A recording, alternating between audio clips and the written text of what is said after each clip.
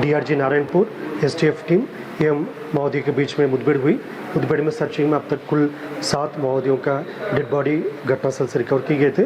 संभवतः उसमें 2 या 3 महिला माओवादी का भी होने का संभावना बताया जा रहा है और एक AK-47 सहित काफ़ी बड़ी मात्रा में आर्म्स एम्युनिशन भी घटनास्थल से रिकवर किए गए थे। क्योंकि अभी भी लगातार अभियान जारी है, इसलिए एग्जैक्ट डिटेल तब पूरा सर्च अभियान पूर्ण होने के पश्चात हमको प्राप्त हो सकता है। अभी जैसे AK-47 और बाकी अन्य जो आर्म्स एम्युनिशन रिकवर किए गए थे, माओवादियों के डेड बॉडी की शनाख्ती कार्रवाई भी अभी पूरा नहीं हुआ, क्योंकि अभी इनिशियल स्टेज में ही जो कार्रवाई जारी है। जैसा कार्रवाई सर्च अभियान और पूरा मुठभेड़ जो कार्रवाई समाप्त होने के पश्चात और हम विस्तार से डिटेल शेयर करेंगे। और चलिए अब बात करते हैं अगली खबर की। अमित शाह के फेक वीडियो मामले में 2 लोगों की गिरफ्तारी हुई है। अहमदाबाद आईटी सेल ने इन 2 लोगों को गिरफ्तार किया है, जिनके तार आम आदमी पार्टी और कांग्रेस से जुड़े हुए नजर आ रहे हैं। बड़ी खबर इस वक्त आपको बता रहे हैं, इस मामले में एक्शन तेज हो चुका है। कल आपको बता दें तेलंगाना गई थी दिल्ली पुलिस और वहां पर 5 लोगों की पहचान हुई थी। और अब आपको बता दें ये पूरा मामला किस तरह से अलग अलग राज्यों से जुड़ता नजर आता है। अहमदाबाद साइबर सेल ने 2 लोगों को इस मामले में गिरफ्तार किया है। आम आदमी पार्टी और कांग्रेस से जुड़े 2 लोगों को गिरफ्तार किया गया है। यानी ये जो 2 लोग गिरफ्तार किए गए, जिनके नाम है सतीश वानसोला और राकेश बारिया, इनके तार आम आदमी पार्टी और कांग्रेस से जुड़े हैं।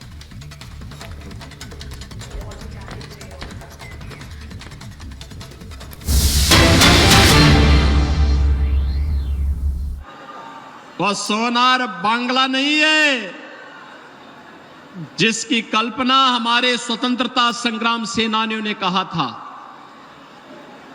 सस्य श्यामला मातरम वंदे मातरम का जो गीत जिस बंगाल ने दिया था, इस बंगाल को दंगों की आग में कुछ झोंकने का कुछ जो प्रयास हो रहा है ना, बहनों और भाइयों, मैं उसी खतरनाक इशारे की ओर आपका ध्यान आकर्षित करने के लिए आया हूं। आज बंगाल एक साजिश का शिकार हो चुका है। कांग्रेस हो या तृणमूल कांग्रेस, ये दोनों एक ही थैले के चट्टे बट्टे हैं।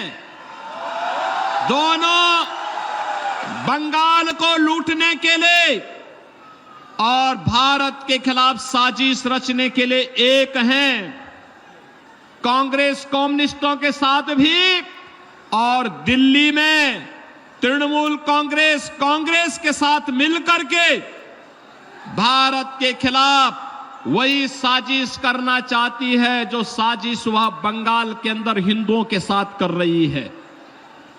और बहनों और भाइयों, मैं इसीलिए आपसे कहने के लिए आया हूं, जो बंगाल आज लहूलुहान है, जो बंगाल आज विकास से दूर हटता जा रहा है, जो बंगाल आज बुनियादी सुविधाओं के लिए तरस रहा है, बहनों और भाइयों, आज से 7 वर्ष पहले उत्तर प्रदेश की भी यही स्थिति थी। आज से 7 वर्ष पहले उत्तर प्रदेश की भी यही स्थिति थी। आज आप उत्तर प्रदेश में देखते होंगे, बहनों और भाइयों, आज उत्तर प्रदेश में आप देखते होंगे पिछले 7 वर्ष में उत्तर प्रदेश में कोई दंगा नहीं हुआ, कोई दंगा नहीं हुआ।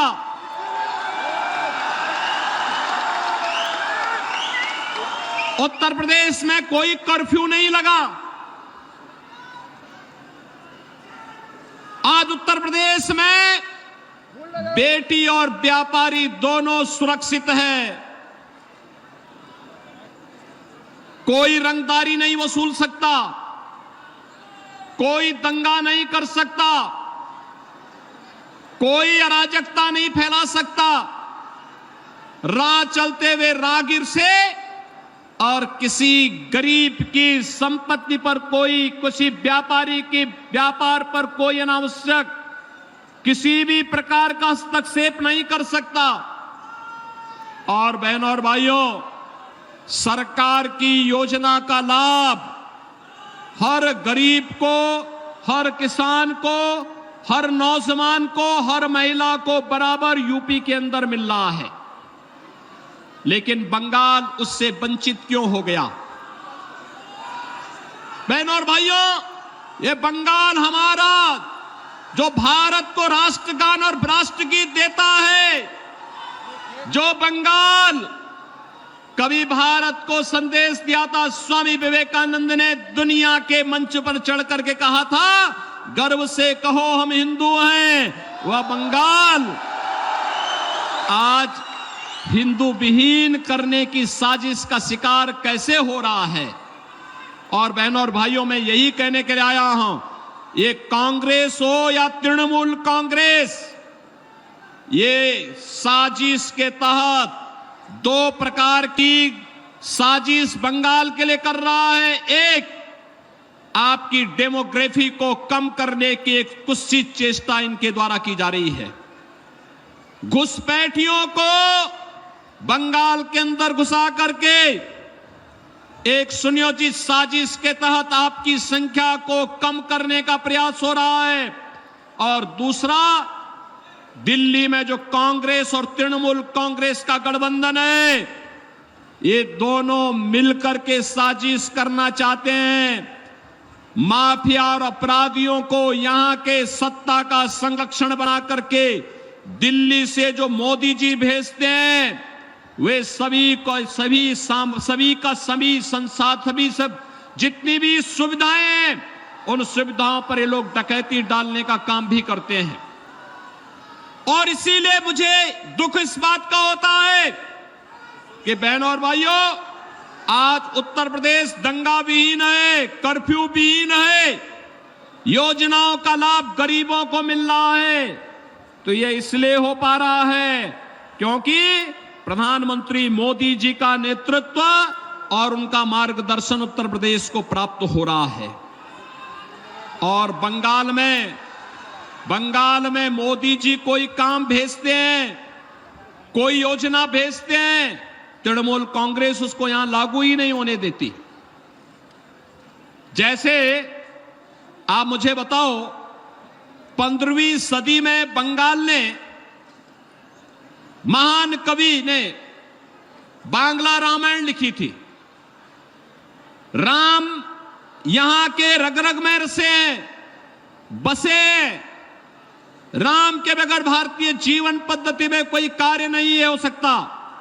हम जीते हैं, उठते हैं, राम का नाम लेते हैं, सोते हैं, राम का नाम लेते हैं। और बहनों और भाइयों, कोई भी हमारे यहां मांगलिक कार्यक्रम होता है तो अखंड रामायण का पाठ करते हैं, और अंतिम यात्रा निकलती है तो राम नाम सत्य है कह करके निकलती है। बहनों और भाइयों, मैं पूछना चाहता हूं, जैसे यहां पे राम की पूजा होती है, ऐसे ही उत्तर प्रदेश में मां दुर्गा की पूजा होती है, बड़े बड़े अनुष्ठान के साथ। जैसे बंगाल में होती है, वैसे ही मां दुर्गा का अनुष्ठान, बंगाल से ही गए हुए कलाकार वहां मूर्ति बनाते हैं, वहां पे ओरिजिनल होते हैं, बड़े बड़े आयोजन होते हैं, बड़े बड़े पंडाल लगते हैं, भव्य आयोजन होते हैं।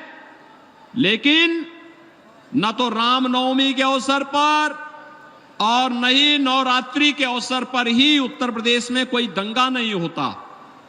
आखिर बंगाल में रामनवमी के अवसर पर और बैसाखी के अवसर पर दंगे क्यों हुए, मैं बंगाल की सरकार से पूछना चाहता हूं। मैं यही पूछना चाहता हूं। और इन दंगाइयों के खिलाफ यहां की सरकार ने कार्रवाई क्यों नहीं की? इन दंगाइयों के खिलाफ कार्रवाई क्यों नहीं की? बहनों और भाइयों, अगर ये दंगाई उत्तर प्रदेश में इस प्रकार से अत्याचार करते, अब तक मैं इनको लटका करके, उल्टा लटका करके ठीक कर देता। और वह हाल इनके कर देते कि इनकी 7 पीढ़ियां भूल जाती कि दंगा कैसे होता है। 7 पीढ़ियां भूल जाती। और यही कहने के लिए मैं आया हूं, आपसे कहने के लिए, अबे अगर आज हमें सोनार बांग्ला चाहिए तो मोदी जी के नेतृत्व में भारतीय जनता पार्टी की सरकार को लाइए, भारतीय जनता पार्टी के कमल छाप को जिता करके भेजिए। बहनों और भाइयों, आपको भारतीय जनता पार्टी आश्वासन देती है सुरक्षा की। आपको भारतीय जनता पार्टी आश्वासन देती है आपकी समृद्धि की।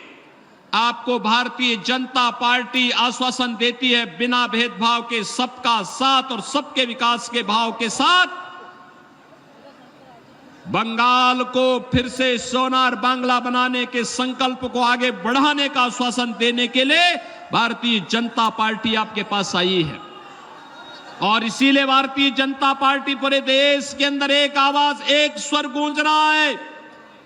पूरे देश के अंदर भारत अब तक जो चुनाव हुए हैं उस चुनाव में अब तक 191 लोकसभा सीटों पर चुनाव हो चुके हैं और 191 सीटों पर चुनाव में बहनों और भाइयों अब तक का देश का जो रुझान है उस रुझान को देख करके और देश के अंदर का जो स्वर है उस स्वर को देख करके मैं कह सकता हूं पूरे देश के अंदर जब 4 जून को परिणाम आएंगे तो पूरे